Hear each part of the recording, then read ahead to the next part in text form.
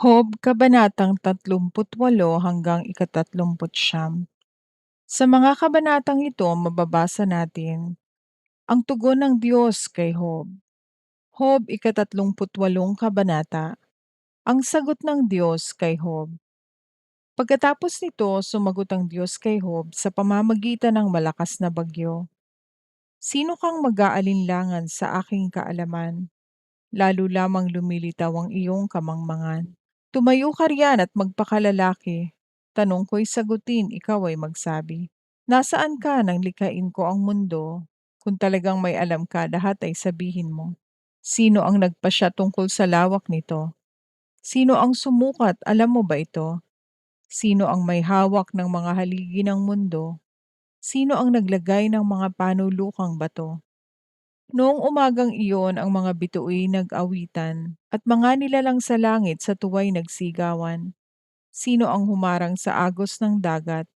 Nang mula sa kalaliman ito'y sumambulat. Tinakpan ko ang dagat ng ulap na makapal at binalutan ito ng kadiliman. Ang dagat ay nilagyan ko ng hangganan upang ito'y manatili sa likod ng mga harang.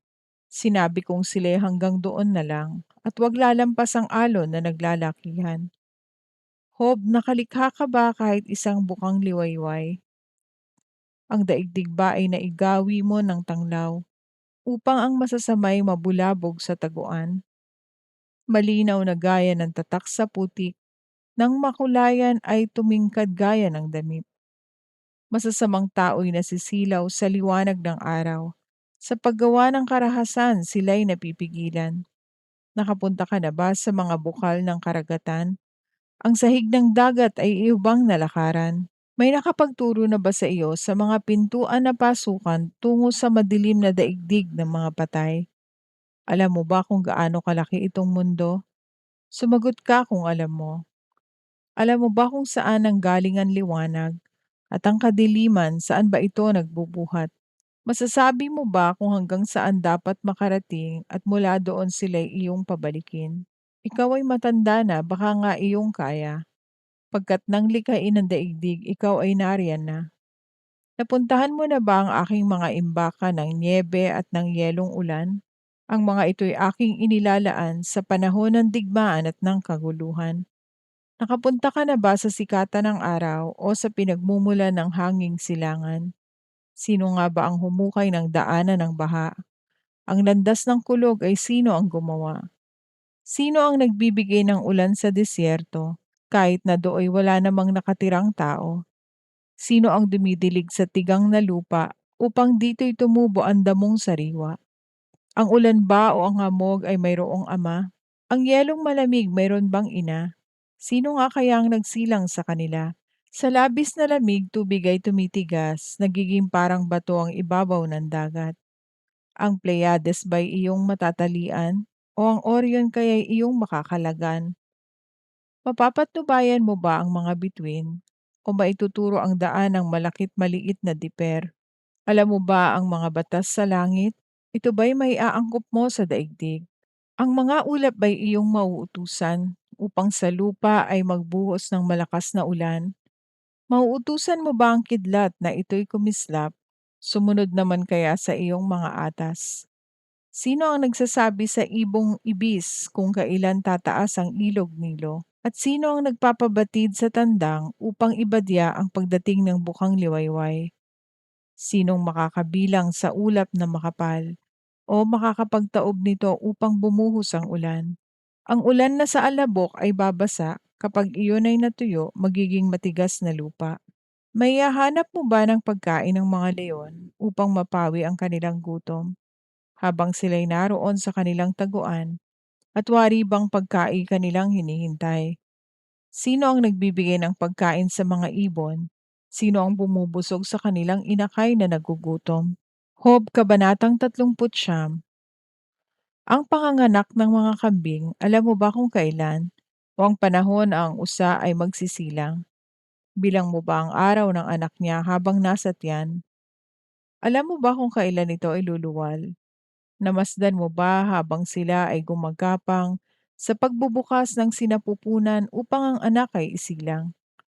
Ang kanilang mga anak doon lumalaki sa parang at kapag malaki na ay tuluyang lumilisan. Sino ba ang nagbibigay laya sa mga asno? Sa asnong maiilap ang nagpalaya ay sino? Tirahang ibinigay ko ay ang kaparangan at doon sa maalat na kapatagan. Sila'y lumalayo sa lungsod na maingay, walang makapagpaamo at hindi mautusan. Ang pastulan nila'y ang kaburulan, hinahanap nila'y sariwang damuhan. Ang mailap na toro, iyo kayang mapagtrabaho?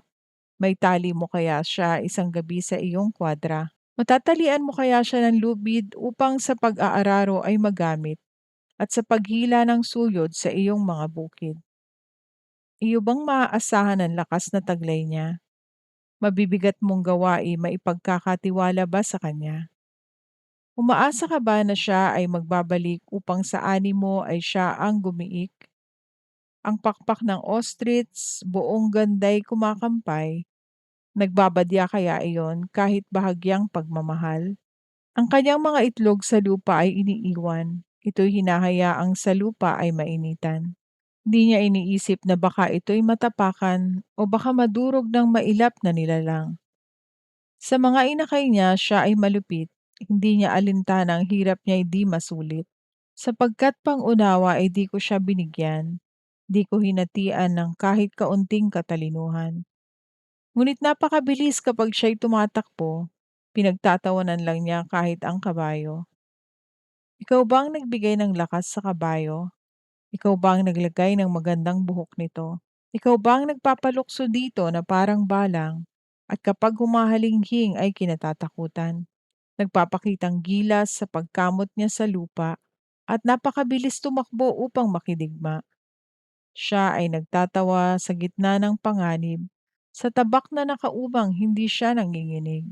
Ang mga sandata ng sa kanya'y nakasakay, sa sikat ng araw kumakalampag at kumikinang.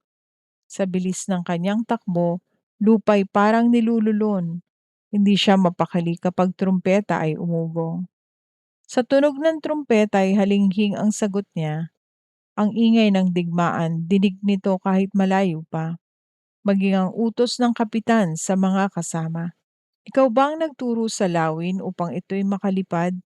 Kapag ikinakampay ang pakpak tungo sa timog ang tahak. Naghihintay ba ng iyong utos ang agila upang sa mataas na bundok gumawa ng pugad niya? Matataas na bato ang kanyang tirahan, mga pagitan ng bato ang pinagkukutaan. Ang kanyang biktima ay doon niya pinagmamasdan, kahit malayo pa ay kanya nang natatanaw. Sa kanyang mga inakay, dugo ang ibinubuhay, at tiyak na naroon siya kung saan mayroong bangkay.